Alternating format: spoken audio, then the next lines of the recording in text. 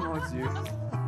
La chanteuse Billie Eilish a avoué récemment qu'elle a commencé à consommer, elle, de la porno à l'âge de 11 ans et à cause de ça, ça a plusieurs affaires, là, des cauchemars. Elle a fait des paralysies du sommeil. Ça l'a perturbée lors de ses premières rencontres amoureuses. Bref, ça relance le fameux débat éternel sur le côté nocif de la porno pour nos ados. Et on avait envie d'en jaser avec Marion Bertrand-Huot, qui est bachelière et sexologue en sexologie, oui, et cofondatrice de l'organisme Les Trois Sexes. Bonjour, Marion. Bonjour. On dirait que j'ai l'impression qu'on reparle de ça tous les 2-3 ans. Juste ici pour parler de pornographie. Juste, ben oui, c'est ça. Non, mais est-ce que c'est vraiment plus nocif qu'autrefois, le monde de la porno? Mais c'est quoi autrefois? C'est ça qui est un petit peu difficile de savoir c'est quoi autrefois, Ouais. il y a 20, 30 ans. C'est sûr qu'on a une offre qui est tellement énorme que certains contenus pornographiques sont clairement pires, mais il y a aussi certains contenus pornographiques qui sont clairement mieux et plus intéressants et moins nocifs. C'est-tu parce que par défaut, on nous propose, mettons, un ado qui sait pas trop comment faire des recherches, va tomber sur des trucs effrayants? Je pense que c'est souvent la non-préparation au contenu puis l'incapacité de comprendre puis de faire sens de ce qu'on voit qui est le problème dans la pornographie. Et effectivement, l'accès est tellement facile que même en n'en cherchant pas, on en trouve. Et en en cherchant pour des motivations autres que pour trouver de la pornographie, comme l'éducation à la sexualité, qui est souvent le premier contact de pornographie, c'est « je suis curieuse, je veux voir des vues, je veux voir des pénis, je veux voir comment ça se passe ». Et là, on tombe là-dessus. Parce qu'on n'en parle pas généralement. Même en ce moment, dans le programme d'éducation à la sexualité, j'ai demandé à ma collègue, le mot pornographie n'apparaît pas une seule fois. Sauf dans la bibliographie, une fois dans une citation scientifique. C'est tout. Alors que c'est tellement facile d'accès pour les jeunes maintenant. Tout le monde. C'est pas mal irréaliste de penser que son jeune va pas avoir accès à la pornographie. Puis 10-11 ans, le premier contact, c'est assez habituel, là. Fait que d'avoir un contact avec la pornographie. Mais là, on peut pas empêcher ça. Fait que qu'est-ce qu'on fait avec? Parce qu'effectivement, si on n'a pas les outils critiques pour comprendre ce qu'on voit, il peut avoir des dommages, surtout si c'est une pornographie qui est violente. Puis encore une fois, le jeune, il est capable de comprendre si la pornographie est violente. Puis là, c'est un petit peu de comprendre de quelle façon on peut faire, mettre des outils en place pour justement éduquer les jeunes, en parler ouvertement pour que quand ils vont voir ça, ils aient la capacité de dire OK, ah non, ça, c'est sexiste, ça, c'est peut-être raciste, ça, c'est pas ce que je vais écouter, et ça, c'est pas ce que je vais écouter. OK, si je veux répondre à certaines questions, quels outils, moi, je peux utiliser autre que ça? Mais on va pas empêcher. C'est quoi les conséquences? T'sais, on dit que c'est nocif pour les ados, puis on le conçoit tous, là. Mais concrètement, qu'est-ce qui se passe chez les jeunes? Nous, notre génération, on a été un peu moins exposés, je pense, à Internet haute vitesse, ça existait moins quand on était plus jeune. Il fallait travailler fort. Bref, c'était plus compliqué. On a essayé, mais on n'a pas... Mais qu'est-ce qui se passe dans le cerveau des jeunes qui sont exposés à ça? Bien, c'est super difficile parce que la pornographie, premièrement, c'est pas isolé. C'est un média parmi tant d'autres. Fait que c'est très difficile de savoir est-ce que c'est la pornographie qui fait spécifiquement ça, parce qu'on peut pas mettre des jeunes qui n'ont pas écouté de pornographie, puis pendant 10 ans, après, leur imposer la pornographie, puis voir ce que ça fait. Fait que c'est sûr qu'il y a un enjeu complexe à voir ce que ça fait. Mais on sait que quand il n'y a pas d'éducation à la sexualité, puis c'est ça seul, bien, ça peut devenir un modèle. Puis selon ce qu'on écoute, bien, ces modèles-là, souvent, le principal problème, c'est l'absence d'éducation au consentement dans la pornographie. Dans la majorité de la pornographie mainstream, on n'a pas cette vision du consentement, il n'y a pas cette éducation-là, puis il y a une normalisation des comportements sexuels en absence de consentement. Fait que certains comportements sexuels, on va assumer qu'on n'a jamais besoin de demande de consentement parce que c'est tellement normal. Voici ce qu'on voit, fait qu'on assume que ça, c'est la sexualité. Mais aussi, ça distorsionne totalement leur vision, leur premier contact avec des relations comme ça.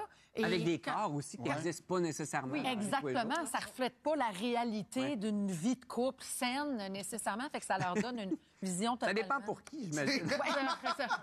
Mais c'est sûr que c'est ça, c'est complexant sur c'est quoi qu'on attend de moi. Puis on est à l'adolescence, vraiment le moment où les jeunes essaient de comprendre c'est quoi les normes sociales, essaient de comprendre comment ils doivent agir dans leurs relations intimes, dans leur sexualité.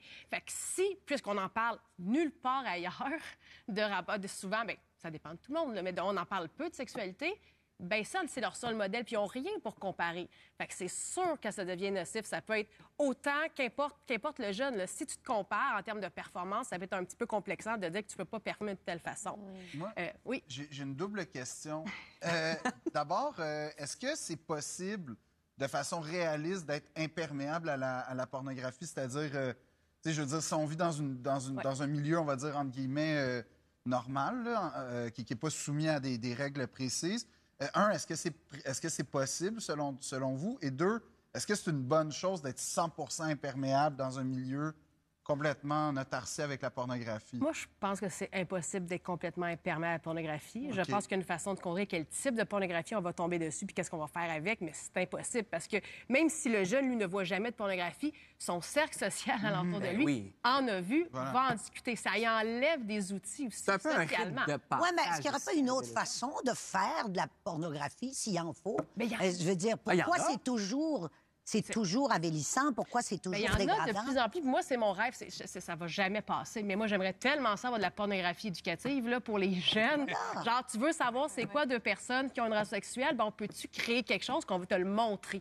Et parce que là, on dirait que la pornographie, c'est fait par des hommes pour des hommes, puis les besoins des femmes sont jamais pris en considération. Je pense que de plus en plus de plateformes de pornographie là, qu'on commence à voir qui sont faites par des femmes. Je pense qu'il y a une Montréalaise en 2017 qui a parti sa plateforme. Il y a de la porno féministe, il y a de la porno... Oui, ça, c'est super rafraîchissant. Là, moi, je me souviens, quand la première fois que j'ai vu la pornographie jeune, je me suis dit, premièrement, je pensais que physiquement, j'étais anormale. Je me suis dit, OK, c'est ça que les gars recherchent. Il faut que ma poitrine ait l'air de ça. Il faut que mes parties intimes aient l'air de ça. Pour faire plaisir à mon partenaire, il faut que je dise oui à tout ça. Puis j'ai dit oui à des trucs que je regrette. Puis Billie Eilish avait dit la même affaire aussi. T'sais, les jeunes pensent que c'est ça la vraie vie, que c'est ça le sexe.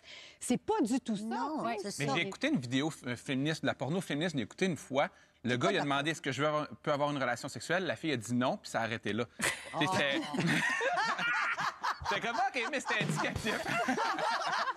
Non, mais faut peut-être faire comme France, puis... Non, mais toi, tu dis, moi, je suis trop cochonne pour aimer la porno. Mais oui! Parce que t'aimes la sensualité. Mais oui, préserver, justement, découvrir sa propre sensualité, être encore ému, être encore excité juste à voir quelque chose de...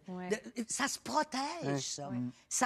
La sexualité, la sensualité se protège parce qu'on doit préserver ça. Et je pense que c'est à chacun, parce qu'à force de voir des choses de plus en plus énormes, de plus en plus... Oui, on peut être excité, mais ça nous enlève aussi beaucoup de quête sur soi. Ça va se faire avec un des enjeux avec la pornographie, ça c'est pas juste pour les jeunes en général, puis qu'il y a la rigidité des scripts sexuels. En gros, ça veut dire que si tu es tout le temps tout seul à regarder la pornographie, tu vas t'habituer à un seul type de stimulation.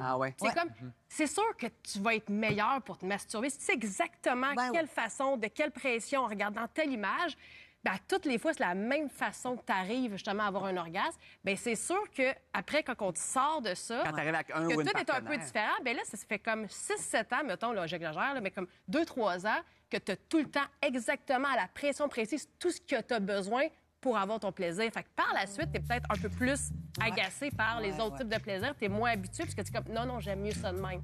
Ça veut dire que l'éducation devrait peut-être pas être... C'est impossible de justement se dire on va vivre en autarcie puis on n'en verra pas. C'est plus voici ce qu'il y a aussi comme contenu. C'est peut-être ça qu'on pourrait dire aux jeunes aussi. Parce en parler avec les autres, être capable d'en parler. Puis pas juste les parents, l'école, c'est pas juste la job des parents. Tout le temps, c'est dur sur les parents. Merci Marion. Merci pour la belle visite. Après la pause, on aborde les 100 ans du concours Miss America avec Miss Couche-Tard en 1967. Et c'est France Castel. Bonsoir. Couronnée par Jacques Normand à l'époque.